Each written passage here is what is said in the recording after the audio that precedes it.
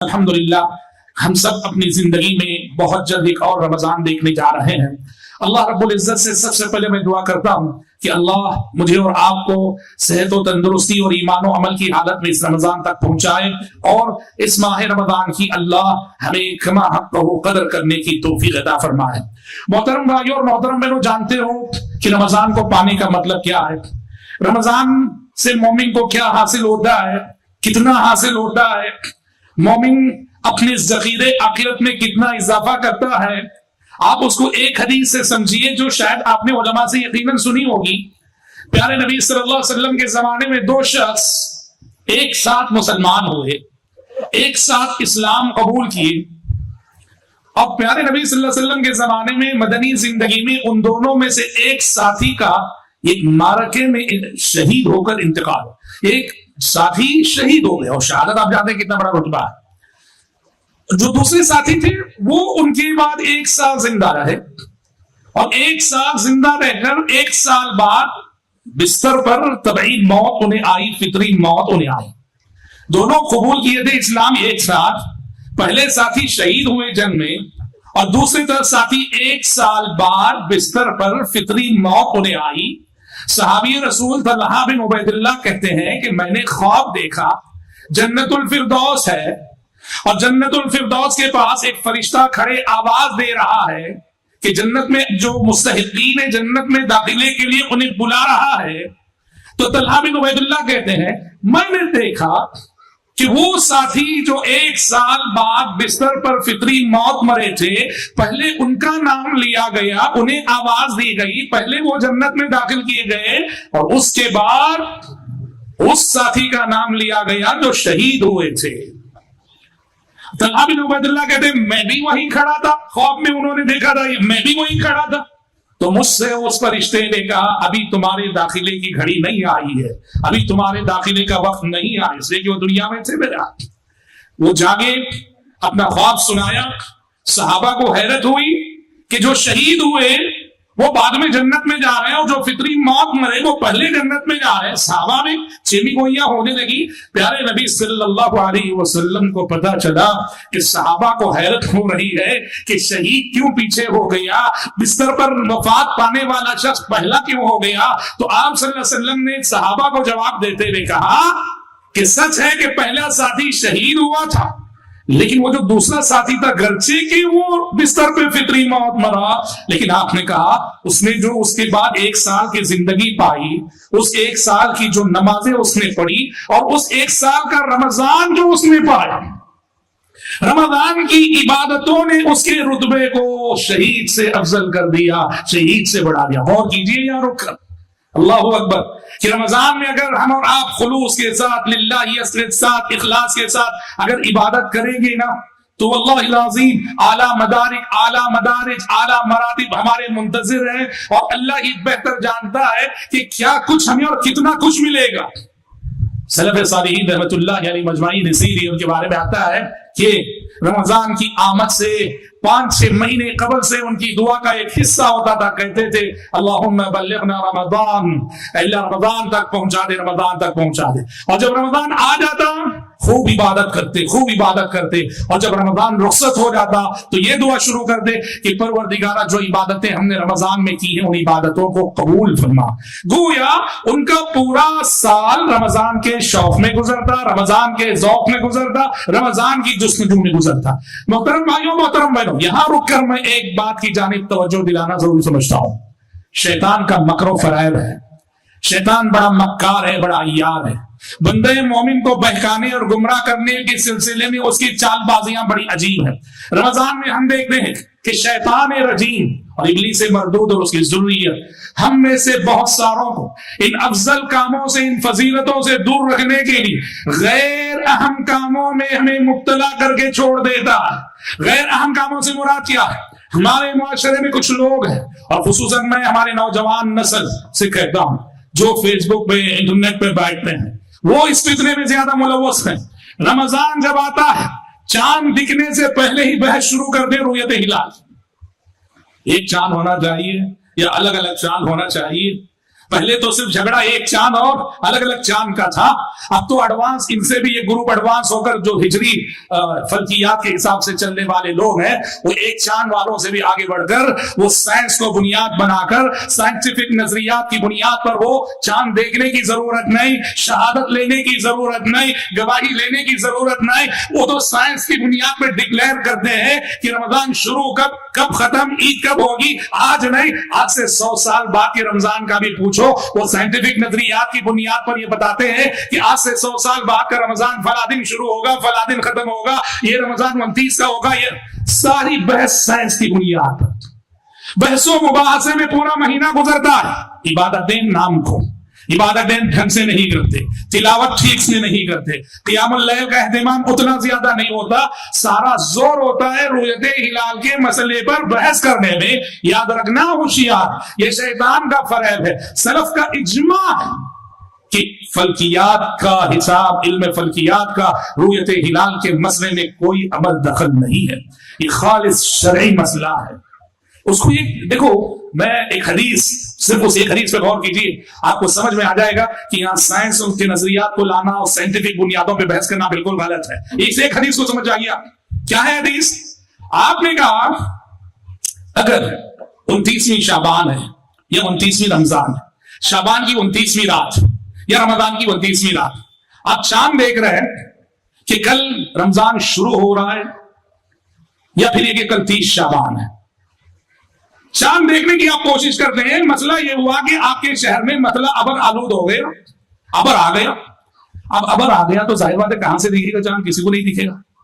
پیارے نبی نے حدیثوں میں صاف صاف سیدھے سیدھے فرمایا ہے، تم 29 کی شام چاند دیکھنے کی کوشش کرتے ہو اور تمہارے سامنے مسئلہ ابر آلود ہو جاتا ہے، تو سیدھے سیدھے یہ سمجھ جاؤ کہ کل کا جو دن ہے وہ 30 تاریخ ہے۔ اگر 29 شعبان کو دیکھ رہے تھے چاند آپ اور مطلب ابر آلود ہو گیا تو سمجھ جاؤ آنے والا دن 30ویں شعبان ہے۔ 29ویں رمضان کو دیکھ رہے تھے آپ چاند، مطلب ابر آلود ہو گیا، سمجھ جاؤ کہ آنے والا دن 30ویں رمضان ہے۔ حالانکہ سائنٹیفکلی اگر دیکھا جائے تو یہ ہو سکتا ہے کہ یہ اگر ابر نہ ہوتا تو شاید چاند سچ مچ رہا ہوتا، چاند تھا، ابر کی وجہ سے ہمیں دکھ نہ سکا، سمجھ رہے؟ سائنٹیفکلی چاند کے وجود کا امکان ہے۔ شریعت نے کہا اگر ابر آ گیا تو سیدھے سیدھے طے کر لو کہ کل کا دن 30واں دن ہے، 30ویں تاریخ ہے۔ جس سے سمجھ میں آتا ہے کہ اس مسئلے میں سائنس کو لا کے وہ گہری بحثیں کرنا اس کی قطعاً گنجائش نہیں، یہ سیدھا سادہ دین ہے۔ پیارے نبی نے کہا ان امۃ امیہ لا نحسب ولا نکتب، ہم امی قوم ہیں، ہم لا نحسب ولا نکتب، پڑھنا لکھنا حسابات کی گہرائی میں جانا یہ ہمارے بس کی بات نہیں۔ آپ نے کہا کہ مہینہ 30 کا بھی ہوتا ہے، 29 کا بھی ہوتا ہے، چاند دیکھ کر روزہ رکھو، چاند دیکھ کر روزہ چھوڑو۔ کہنا یہ ہے، مختصر بات یہ کہ بہت سارے ہمارے بھائی بحث و مباحثے میں وقت گزارتے ہیں، وقت برباد کرتے ہیں۔ ہرگز ہرگز ایسا نہ کرے، اس ماہ مبارک میں پوری توجہ ذاتی اصلاح پر دیں۔ بھائیوں اور بہنوں، رمضان جیسے ہی آتا ہے زمین سے لے کر آسمان تک بڑی تبدیلیاں رونما ہوتی ہیں۔ رمضان کی آمد اتنا بڑا واقعہ ہے، رمضان کی آمد اتنی بڑی خوشخبری ہے، زمین سے لے کر آسمان تک کئی تبدیلیاں رونما ہوتی ہیں۔ آسمان پہ کیا ہوتا ہے؟ آسمان پہ یہ ہوتا ہے فتحت ابواب الجنہ، جنت الفردوس کے دروازے کھول دیے جاتے ہیں، وغلقت ابواب النار، جہنم کے دروازے بند کر دیے جاتے ہیں۔ یہ آسمان پہ اہتمامات ہو رہے رمضان کے لیے کہ اللہ جنت کے دروازے کھول رہا ہے کہ میرے بندوں، میرے بندوں، میری بندیوں چلے آؤ، جنت کے 8 دروازے اس مہینے میں تمہارے لیے کھل چکے ہیں، داخل ہو جاؤ، داخل ہو جاؤ۔ اور جہنم کے دروازے اس نے بند کر دیے کہ یہ وہ مہینہ ہے جس مہینے میں تمہیں جہنم سے دور رہنا ہے، جہنم سے دوری اختیار کرنی ہے۔ یہ آسمان میں تبدیلیاں ہوتی ہیں اور زمین میں کیا ہوتا ہے؟ صفدت الشیاطین یا صفدت مردۃ الشیاطین، زمین میں یہ اہتمام ہوتا ہے جو مخلوق شر ہے، گمراہ کرنے والی مخلوق ہے، ابلیس مردود اور اس کی ذریت ہے، اس میں سے جو سرغنہ قسم کے، لیڈر قسم کے ہیں نا، سرکش قسم کے، اللہ انہیں جکڑ کے رکھ دیتا ہے، ان کے اثرات کو محدود کر دیتا ہے۔ جب زمین سے لے کر آسمان تک اہتمامات ہو رہے ہوتے ہیں تو پیچھے سے ایک فرشتہ ندا دیتا ہے، ایک کہتا ہے یا باغی الخیر اقبل، یا باغی الخیر اقبل، ایک فرشتہ رمضان کی پہلی رات ندا دیتا ہے، اعلان کرتا ہے اے خیر کے چاہنے والے، اے خیر سے محبت کرنے والے، آگے بڑھ کے ماہ رمضان آ چکا۔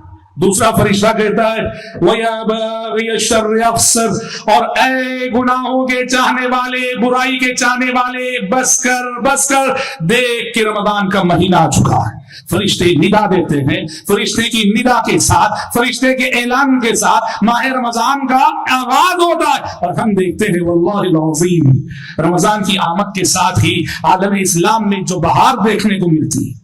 اللہ اکبر، جو بے نمازی تھے وہ نمازی بن گئے، جو بے دین تھے وہ دیندار بن گئے، جہاں مسجدیں خالی تھیں مسجدیں بھرنے لگی، جن کے قدم کبھی مسجد کی طرف اٹھتے نہ تھے بڑھتے نہ تھے، ان کے قدم مسجد کی طرف اٹھنے لگتے ہیں، بڑھنے لگتے ہیں، چلنے لگتے ہیں۔ گھروں میں موسیقی بند ہو جاتی ہے، ایک مہینے کے لیے ٹیلی ویژن کو چھٹی کر دی جاتی ہے، بری لت والے اپنی بری عادتوں کو چھوڑ دیتے ہیں، گناہوں کا ارادہ کرنے والے گناہوں کا ارادہ ایک مہینے کے لیے سے ہی ترک کر دیتے ہیں۔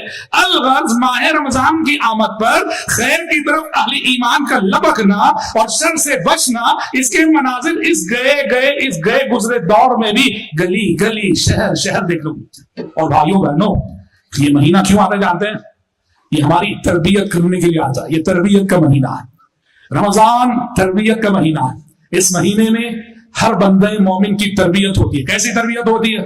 جسمانی تربیت بھی، روحانی تربیت، جسمانی تربیت بھی ہوتی ہے اس مہینے میں، روحانی تربیت بھی ہوتی ہے اس مہینے میں۔ جسمانی تربیت کیسے؟ ہم جو بھوکے رہتے ہیں، روزے کی عبادت ہم جو رکھتے ہیں، وہ تو اللہ کی رضا پانے کے لیے روزہ رکھتے ہیں، لیکن اس سے جو جسمانی فائدے حاصل ہوتے ہیں، آج میڈیکل سائنس کا اتفاق ہے، بڑے بڑے ڈاکٹرز روزے کے فوائد ذکر کرتے ہیں کہ ہم جو صبح سے شام تک بھوکے رہتے ہیں، یہ بھوک کینسر کے سیلز کو ختم کر دیتی ہے انسان کے جسم سے۔ بھوکے رہنے سے انسانی بدن سے، کہ جن کے جسم میں کینسر کے سیلز پیدا ہو رہے ہوتے ہیں، آپ جانتے ہیں موجودہ دور میں اللہ ہر شخص کو جو زندگی کا حریص ہے، لالچی ہے، طلبگار ہے، ہر شخص کو ایک چیز کا بڑا خوف لاحق ہوتا ہے، کہیں بھی کوئی زخم نکلے، کہیں بھی کوئی پھوڑا آئے، کہیں بھی کوئی درد آئے، سب سے پہلے یہ وسوسہ آتا ہے کہیں کینسر تو نہیں۔ وہ زبان سے بولے کہ نہ بولے، دل کی بات، دل کا احساس، یہ مرض العصر بن چکا ہے۔ روزہ ایسی عبادت ہے کہ میڈیکل سائنس کہتی ہے کہ جسمانی اعتبار سے اتنا بڑا فائدہ ہوتا ہے کہ کینسر کے سارے سیلز انسانی جسم سے ختم ہو جاتے ہیں روزے کی برکت سے۔ یہ جسمانی اور روحانی تربیت کی بات کیا کرے، اللہ اکبر۔ اس مہینے کا لمحہ، اس مہینے کی ساری عبادتیں میری اور آپ کی روحانی تربیت کرتی ہے۔ آپ ایک روزے کو لے لو نا، ایک روزے کو لے لو، آپ دیکھیے کہ روزے میں کتنے عظیم فائدے ہیں، اور روزہ میری اور آپ کی کیسی تربیت کرتا ہے، اور کیا صفات میرے اور آپ کے اندر پیدا کرتا ہے۔ 3 صفتیں میں بطور مثال پیش کرتا ہوں۔ ہم روزہ رکھتے ہیں نا، روزہ مجھے، آپ کو اور ہر روزے دار کو اخلاص و للہیت کا سبق پڑھاتا ہے، اخلاص نیت کا درس دیتا ہے، ریاکاری سے بچنے کی تعلیم دیتا ہے۔ روزے کی عبادت میں جتنا اخلاص ہوتا ہے، واللہ شاید اتنا اخلاص کسی اور عبادت میں نہیں ہوتا۔ کیوں جانتے ہیں؟ آپ اور ساری عبادتیں جب کرتے ہیں نا، آپ دکھ کے آتے ہیں، لوگ دیکھ رہے ہو، آپ نماز پڑھ رہے ہیں، لوگ دیکھ رہے ہیں آپ کو کہ آپ نماز پڑھ رہے ہیں، آپ زکات دے رہے ہیں، صدقہ کر رہے ہیں، لوگ دیکھ رہے ہیں کہ آپ صدقہ کر رہے ہیں، زکات دے رہے ہیں، کوئی دیکھے نہ دیکھے، لینے والا غریب تو دیکھ رہا ہے۔ آپ حج کر رہے ہیں، دنیا دیکھ رہی ہے کہ حج کر رہے ہیں، آپ تلاوت کر رہے ہیں، دنیا دیکھ رہی ہے کہ آپ تلاوت، ساری کی ساری عبادتیں لوگ ہمیں دیکھ رہے ہوتے ہیں، اور لوگوں کے دیکھنے کی وجہ سے کہیں نہ کہیں ریاکاری کے خیالات پیدا ہونے کا ایک شائبہ ضرور ہوتا ہے۔ لیکن روزہ ایک ایسی عبادت ہے کہ واللہ آپ روزے سے ہیں کسی کو نہیں معلوم، جب تک آپ خود زبان سے بتا نہ دیں، کہہ نہ دیں کہ میں روزے سے ہوں، کسی کو نہیں معلوم ہوتا ہے۔ اس طرح گویا روزہ ہمارے اندر اخلاص و للہیت کا پیغام دیتا ہے، اخلاص و للہیت کی صفت پیدا کرتا ہے۔ ہم سمجھتے ہیں کہ ہمارے زمانے میں، موجودہ دور میں سب سے زیادہ جس صفت کی کمی ہے وہ کیا ہے؟ یہی اخلاص، سب سے زیادہ۔ پہلے تو دیندار کم، دینداروں میں بھی ریاکاروں کی کثرت، مخلص بندے، مخلص دیندار جن کی نیتوں میں اخلاص ہو، جن کی زندگیوں میں خلوص ہو، وہ تو بہت کم ہے، بہت کم ہے، بہت کم ہے. اور روزہ اسی عظیم صفت کو ہمارے اندر پیدا کرتا ہے. سمجھ لیں؟ دوسری صفت، روزہ ہمارے اندر ایک اور احساس کی تربیت کرتا ہے. وہ کیا احساس ہے؟ کہ ہم اللہ کی نگرانی میں ہیں. اللہ مجھے دیکھ رہا ہے، اللہ مجھے سن رہا ہے. پورا ایک مہینہ اس احساس کی تربیت ہوتی ہے جس کو اہل علم مراقبۃ اللہ سے تعبیر کرتے ہیں کہ مراقبۃ اللہ، اللہ ہمیں دیکھ رہا ہے، میں اللہ کی نگرانی میں ہوں. تبھی تو سخت گرمی کا موسم ہوتا ہے، ہم کچن روم میں ہوتے ہیں، ہمارے سامنے فریج میں رکھا ہوا ٹھنڈا ٹھنڈا پانی اور جوس ہوتا ہے اور کوئی دیکھنے والا بھی نہیں ہوتا ہے. ہم پانی نہیں پیتے ہیں، صبر کرتے ہیں. کیوں؟ کوئی دیکھے نہ دیکھے، اللہ تو دیکھ رہا ہے. روزے کی حالت میں یاد رکھنا، پورا ایک مہینہ اس احساس کی تربیت ہوتی ہے. اور جب ایک مہینہ اس احساس کی تربیت ہو جاتی ہے تو بقیہ 11 مہینے یہ احساس انسان کو گناہوں سے بچاتا ہے کہ دیکھو تم اللہ کی نگرانی میں، اللہ دیکھ رہا ہے، اللہ سن رہا ہے. تیسری چیز، روزے کی عبادت صرف حقوق اللہ سے متعلق درس نہیں دیتی، روزے کی عبادت حقوق العباد سے متعلق بھی بہت سارے سبق ہمیں دیتی ہے. جس میں بنیادی چیز کہ رمضان کے روزوں کی عبادت میرے اور آپ کے دل میں یا ہر روزے دار کے دل میں غریبوں سے ہمدردی پیدا کرتی ہے. کیسے بھائی؟ جب ہم صبح سے شام تک روزے کے لیے بھوکے رہتے ہیں، پیاسے رہتے ہیں، تو بھوک اور پیاس کی تکلیف کا احساس ہوتا ہے ہمیں کہ بھوک کی تکلیف کسے کہتے ہیں. اور جب ہمیں بھوک کی تکلیف کا احساس ہوتا ہے تو یہ احساس ایک دوسرے احساس کو پیدا کرتا ہے کہ بیچارے ان غریبوں پہ کیا گزرتی ہوگی جن کے سال کے بقیہ 11 مہینے بھی اس بھوک میں گزرتے ہیں. اور یقین سے ہمارے اندر غریبوں کے تعلق سے ہمدردی پیدا ہوتی ہے، غمخواری پیدا ہوتی ہے، غمخواری کا جذبہ پیدا ہوتا ہے. یاد رکھنا، اصل روزہ وہی روزہ ہے جس سے یہ ساری صفتیں ہمارے اندر پیدا ہو. روزہ رکھیں ہم اور یہ صفتیں پیدا نہ ہو تو پھر اللہ تبارک و تعالیٰ کو ایسے بھوکے پیسے لینے کی کوئی ضرورت نہیں ہے. آپ نے کیا کہا؟ لیس المسلم الذی یشبع وجارہ جائع. کہا کہ وہ مسلمان نہیں جو خود پیٹ بھر کے کھا رہا ہو اور حال یہ ہے کہ اس کا پڑوسی بھوکا ہے. بھوکے پڑوسی کی بھوک کا احساس نہیں ہے، ایسے مسلمان کو مسلمان مت کہو. رمضان غریبوں سے ہمدردی کا سبق پڑھاتا ہے. اپنے خاندان کے غریبوں کا خیال رکھو، معاشرے کے غریبوں کا خیال رکھو، معاشرے کی بیوہ اور یتیموں کا خیال رکھو. ہوشیار، عید کی خوشیوں میں خاندان کے یتیم کو بھول نہ جانا، اور ہوشیار کی عید کی خوشیوں میں شہر کی بیواؤں کو بھول نہ جانا. جس یتیم نے اپنے باپ کا سایہ کھویا ہے اور جس بیوہ نے اپنی زندگی کا سہاگ کھویا ہے، عید کی خوشیوں میں انہیں یاد رکھنا. اسی لیے شریعت نے رمضان کو کس تعلیم پہ ختم کیا؟ شریعت نے رمضان کو صدقۃ الفطر کی تعلیم پہ ختم کیا کہ رمضان کے روزوں کا اختتام صدقۃ الفطر ادا کر کے ہونا چاہیے، جس سے آپ غریبوں کے ساتھ ہمدردی اور محبت کا درس دیتے ہیں، غریبوں کے ساتھ ہمدردی کا ثبوت دیتے ہیں. حضرات، روزہ اور ماہ رمضان یہ جو شہر تربیت ہے، یہ جو تربیت کا مہینہ ہے، یہاں جن جن عناصر سے ہماری تربیت ہوتی ہے اس کا ایک پہلو یہ بھی ہے. دیکھیے، انسان کے اندر دو قسم کی شہوتیں ہیں، دو قسم کی شہوتیں ہیں انسان کے اندر، اور عام طور پر شیطان ان دو شہوتوں کے راستے سے مجھے اور آپ کو بہت بہکاتا ہے اور گمراہ کرتا ہے. ایک کو کہتے ہیں شہوت البطن اور ایک کو کہتے ہیں شہوت الفرج. شہوت البطن کیا ہے؟ اچھا کھانا، مزے کا کھانا، پیٹ بھر کے کھانا، لذیذ چیزیں کھانا، اس کو کہتے ہیں شہوت البطن. شہوت البطن انسان سے کیا گناہ کرواتی جانتے ہیں کہ شہوت البطن، پیٹ کی شہوت کی وجہ سے انسان حرام خور بنتا ہے. اگر وہ صبر نہ کرے تو اپنے پیٹ کے لیے وہ حرام خور بنتا ہے. پیٹ پالنے کے لیے، اپنے بیوی بچوں کو کھلانے کے لیے حرام کماتا ہے، جھوٹ بولتا ہے، دھوکہ دیتا ہے. اس کا مقصد بس یہ ہوتا ہے کہ کمانا کمانا کمانا. تو یہ شہوت انسان کو حرام خور بناتی ہے. اور دوسری شہوت ہے جسے شہوت الفرج کہا جاتا ہے. شرمگاہ، جنسیات، سیکس، ہر انسان کے اندر یہ چیز ہوتی ہے. اور انسان اگر اس کو قابو میں نہ رکھے تو نعوذ باللہ ثم نعوذ باللہ بد اخلاقی کا شکار ہوتا ہے، زناکاری کا شکار ہوتا ہے، ہومو سیکس کا شکار ہوتا ہے. روزہ ایک ایسی عبادت ہے کہ روزہ ان دونوں شہوتوں کو کچلتا ہے، ان دونوں شہوتوں کو جائز دائرے میں رکھتا ہے۔ اسی لیے پیارے نبی صلی اللہ علیہ وسلم نے فرمایا یا معشر الشباب من استطاع منكم الباءة فليتزوج فإنه أغض للبصر وأحسن للفرج ومن لم يستطع فعليه بالصوم فإنه له وجاء۔ آپ نے کہا کہ اے نوجوانوں، تم میں سے جس کے اندر بھی شادی کرنے کی مالی استطاعت ہو اسے جلدی شادی کر لینا چاہیے۔ ومن لم يستطع، اور جس کے اندر شادی کرنے کی مالی سکت نہ ہو، ظاہر بات ہے شادی کرنے کے لیے مال چاہیے، بیوی کو مہر دینا ہے، کسی چھت کے نیچے ٹہرانا ہے، 3 وقت کھلانا ہے، مال کی ضرورت تو پڑتی ہے۔ اگر ابھی تمہارے اندر شادی کرنے کی مالی استطاعت نہیں آئی ہے تو علیہ بالصوم، تو اخلاق کی حفاظت کیسے ہو، کردار کی حفاظت کیسی ہو؟ علیہ بالصوم، اس کو چاہیے کہ وہ روزہ رکھے، فإنه له وجاء، اسے کہ روزہ کیا کرتا ہے کہ اس کی خواہشات کو کچل دیتا ہے۔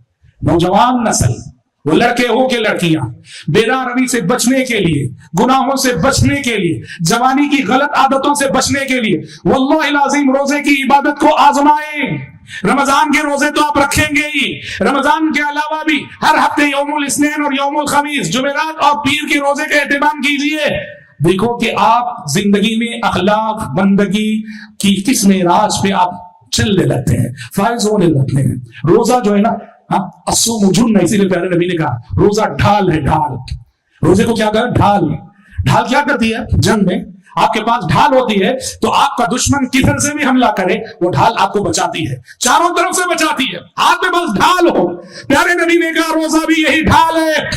شیطان تم پر حملہ کرنے کے لیے وہ آگے سے بھی آئے گا، وہ پیچھے سے بھی آئے گا، وہ دائیں سے بھی آئے گا، وہ بائیں سے بھی آئے گا، کیونکہ جب وہ دھکارا گیا تھا اس نے اللہ سے کہا تھا ثم لآتینہم من بین ایدیہم ومن خلفہم وعن ایمانہم وعن شمائلہم، اللہ میں تیرے بندوں پر حملہ کروں گا، کہاں سے؟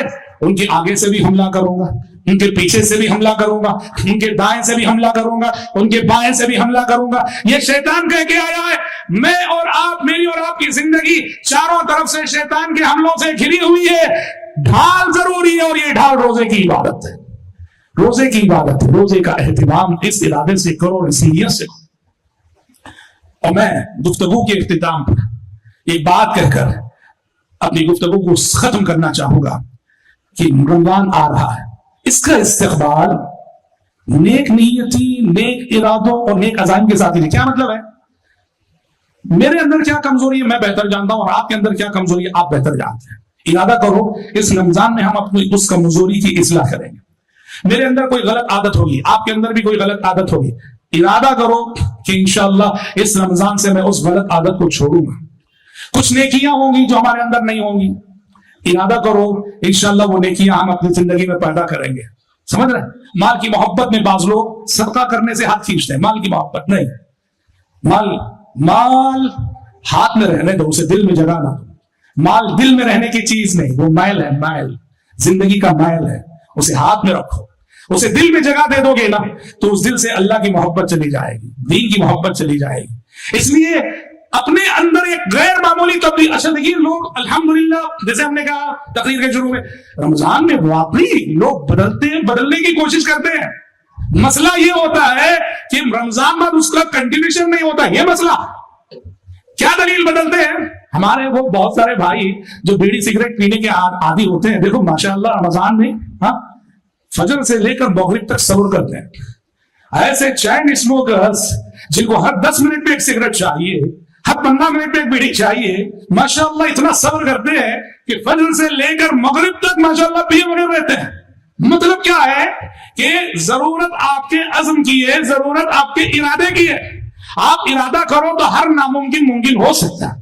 یہ اور بات ہے کہ ہمارے یہ بھائی جو فجر سے لے کر مغرب تک صبر کرتے ہیں بیڑی کے مسئلے میں، ان میں سے بعض یہ غلطی کرتے ہیں کہ افطار بیڑی سے کرتے ہیں۔ سمجھ لیں؟ لا حول ولا قوت الا باللہ، یہ نہیں ہونا چاہیے۔ تو بہرحال وقت ختم ہو رہا ہے، میں اپنی گفتگو کو بھی ختم کرتے ہوئے اللہ رب العزت سے دعا کرتا ہوں کہ آج اس اسٹیج سے علماء کرام نے جو جو قیمتی باتیں کہی ہیں، سب سے پہلے ہم دعا کرتے ہیں کہ اللہ ہماری اس مجلس کو قبول فرمائے، اللہم آمین۔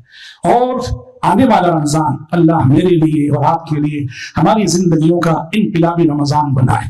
اور روزے کی عبادت سے، رمضان کی عبادتوں سے جو جو سبب ہمیں حاصل کرنے چاہیے، اللہ رب العزت ہماری اور آپ کی زندگی کو ان اسباب سے معمور فرما دے. اللہم آمین. وصلی اللہ وسلم علی خیر خلقہ محمد وآلہ وصحبہ اجمعین. والسلام علیکم ورحمۃ اللہ وبرکاتہ.